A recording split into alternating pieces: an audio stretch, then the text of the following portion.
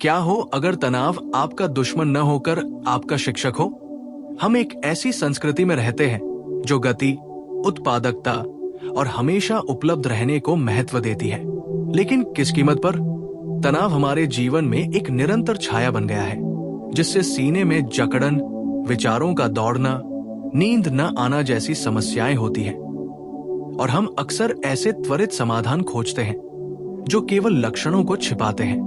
लेकिन 2500 साल से भी पहले बुद्ध ने दुख की बात किसी ऐसे अभिशाप के रूप में नहीं की जिससे डरना चाहिए, बल्कि आंतरिक जागृति के द्वार के रूप में की थी। उन्होंने सिखाया कि दुख आसक्ति, परिवर्तन के प्रति प्रतिरोध और उस अज्ञानता से उत्पन्न होता है जो हमारी सच्ची दृष्टि को धुंधला कर देती है। इस दृष्टिकोण से तनाव कोई दुश्मन नहीं है, बल्कि वर्तमान से हमारे वियोग का प्रकटीकरण है। ये आसक्ति की अनेक संतानों में से एक है, आत्मा की एक चेतावनी जो हमें पुकारती है कि किसी चीज पर ध्यान देने की आवश्यकता है। ये वीडियो कोई सिद्धांत या खोखला वादा नहीं है।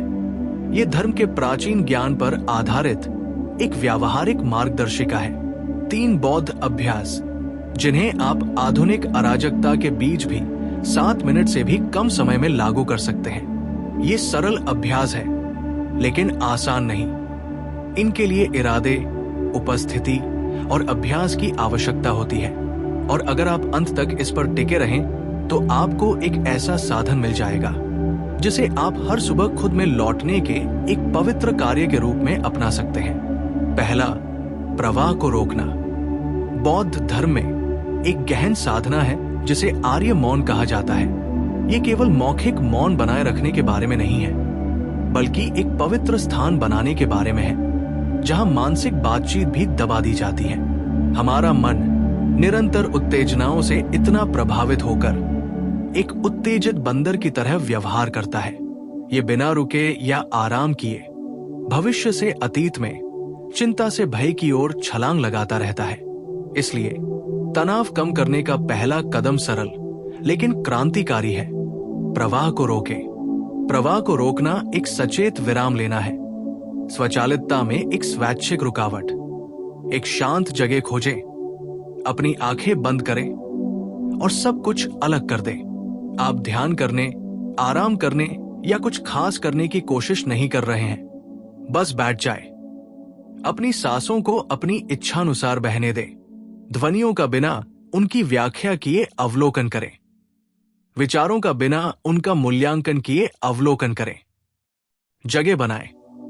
आप हो रहे हैं, कर नहीं रहे हैं। कभी कभी बाहरी शोर भारी पड़ जाता है, लेकिन असली अराजकता आंतरिक शोर में रहती है। क्या आपने कभी महसूस किया है कि मौन में भी आपका मन चीखता है? इसलिए यह महत्वपूर्ण है, क्योंकि 1 मिनट के लिए भी रुककर हम अपने सबसे शुद्ध और सबसे ईमानदार रूप में खुद से मिलने की संभावना को खोल देते हैं। कल्पना कीजिए कि आप एक तेज बहती नदी के बीच में हैं। धाराएं आपको बेमतलब घसीट रही हैं, लेकिन अगर आप एक पल के लिए भी पानी से बाहर निकलने में कामयाब हो जाते हैं, तो आप देख सकते हैं कि वो कहां बह रही है और सचेत रूप से तय कर सकते हैं कि आपको फिर से पानी में उतरना है या कोई दूसरा रास्ता चुनना है। वो विराम, स्पष्टता का वो क्षण दुनिया में आपके होने के तरीके को बदल सकता है। दूसरा, करुणा के साथ सांस ले। दूसरा अभ्यास करुणा के साथ सचेत सांस लेना है। आनापान सूत्र की शिक्षाओं से प्रेरित ये प्राचीन तकनीक हमें याद दिलाती है कि शरीर हमारा मंदिर है और सांस उसकी रक्षक है। सांस को एक सहारे के रूप में इस्तेमाल करना सिर्फ एक शारीरिक व्यायाम नहीं है, ये वर्तमान में लौटने का एक अनुष्ठान है।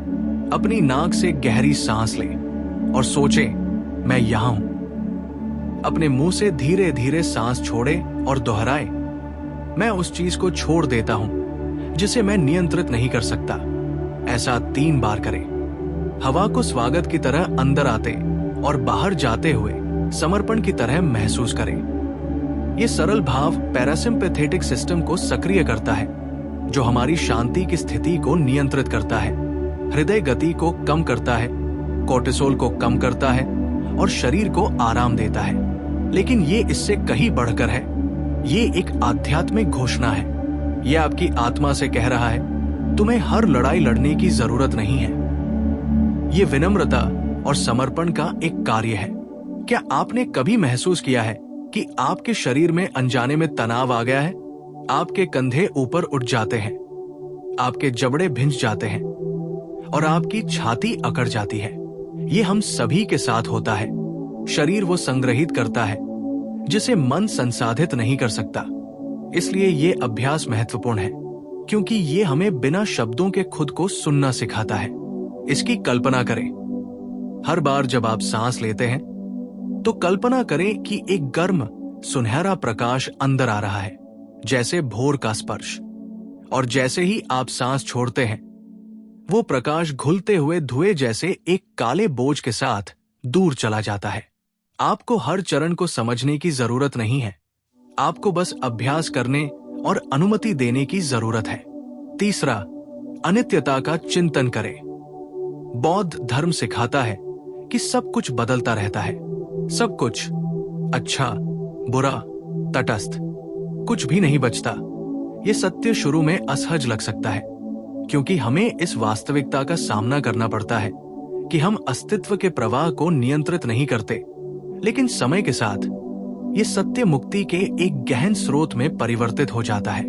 तीसरा अभ्यास अनित्यता का चिंतन करना है। ये इस बात को पहचानने का निमंत्रण है कि जो आज आपको बोझिल बनाता है वो कल हल्का हो सकता है। जो अभी जलता है वो कल ठंडा हो सकता है।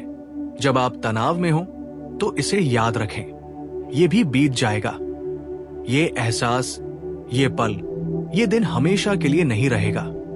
और उस जागरूकता में राहत है। अपने सामने कोई वस्तु खोजें। हवा में लहराता एक पत्ता, एक बादल का रूपांतरण। इसे 3 मिनट तक आराम से, बिना किसी अपेक्षा के निहारें। देखें कि ये कैसे बदलता है, कैसे गति करता है, कैसे बिना किसी रूप से चिपके अपने चक्र को जीता है। क्या आपके साथ कभी ऐसा हुआ है कि कोई असनीय क्षण, कोई बहस, कोई डर फिर एक दूर की याद बन गया हो, लगभग शक्तिहीन? ये हम सभी के साथ होता है और इसीलिए ये अभ्यास औषधीय है, क्योंकि ये परिप्रेक्ष्य को पुनर्स्थापित करता है, स्फूर्ति देता है और हमें गहनतम सत्य से पुनः जोड़ता है। कुछ भी शाश्वत नहीं है, यहां तक कि दुख भी नहीं। कल्पना कीजिए कि एक पत्ता पानी पर तैर रहा है। तनाव वो पत्ता है, आप स्वयं पानी हैं। आप इसे बिना चिपके, बिना उसमें बदले बहते हुए देख सकते हैं। आप स्थिर भाव से बिना रुके बहते हुए देख सकते हैं। आप इसे रोजमर्रा की जिंदगी की आपाधापी में कैसे लागू कर सकते हैं? इन अभ्यासों के लिए किसी मंदिर या पहाड़ी गुफा की आवश्यकता नहीं होती। ये सिर्फ साधुओं तक ही सीमित नहीं है। नहीं, इनके लिए मौन एकांतवास की आवश्यकता होती है। ये ठीक वही काम करते हैं जहां आपको इनकी सबसे ज्यादा जरूरत होती है। ट्रैफिक के बीच, सुपरमार्केट की कतार में, पारिवारिक बहस में, उस पल में जब आपको लगता है कि आप फट पड़ेंगे। एक बौद्ध अधिकारी ने बताया कि हर तनावपूर्ण बैठक से पहले वो 3 बार सांस लेते थे और मन ही मन दोहराते थे, मैं यहां हूं। उन्होंने नियंत्रण छोड़ दिया। इससे बैठक का नतीजा हमेशा नहीं बदलता था, लेकिन वो हमेशा अलग, ज्यादा उपस्थित और ज्यादा शांत होकर बाहर आते थे। मेक्सिको सिटी में एक और भिक्षु स्टॉपलाइट के बीच आकाश चिंतन का प्रयोग करते हैं। वो किसी गहन चीज की तलाश में नहीं है, वो बस खुद को कुछ सेकंड के लिए ये याद रखने देते हैं कि सब कुछ बीत जाता है, ट्रैफिक का भी अंत होता है। वो अराजकता नहीं है, बस एक गुजरता हुआ साक्षी है। आप भी ऐसा कर सकते हैं। जब आप जागे तो फोन छूने से पहले करुणा से सांस लें। काम पर खुद को 1 मिनट के लिए सचेत रूप से विराम दें। रात को सोने से पहले किसी पौधे या आकाश को देखें और अनित्यता को याद करें। आपको ज्यादा समझने की जरूरत नहीं है, बस एक अभ्यास करें। दिन में बस एक बार आपके परिवर्तन की शुरुआत हो सकती है। अगर ये आपके साथ प्रतिध्वनित होता है तो ये चैनल आपका साप्ताहिक आश्रय बन सकता है, क्योंकि आप अकेले नहीं हैं। हम सभी को किसी न किसी समय दुनिया का बोझ बहुत ज्यादा लगता है, लेकिन हम सभी में केंद्र में लौटने की क्षमता भी होती है। अगर इनमें से कोई भी तरीका आपको दवा जैसा लगा हो तो कमेंट में लिखें। अपने लिए नहीं, बल्कि किसी ऐसे व्यक्ति के लिए जिसे इसकी जरूरत है। और अगर आपको लगता है कि ये आपके साथ भी जुड़ता है तो सब्सक्राइब करें। आंकड़ों की वजह से नहीं, बल्कि इसलिए कि हम सब मिलकर शांति का माहौल बना सकते हैं।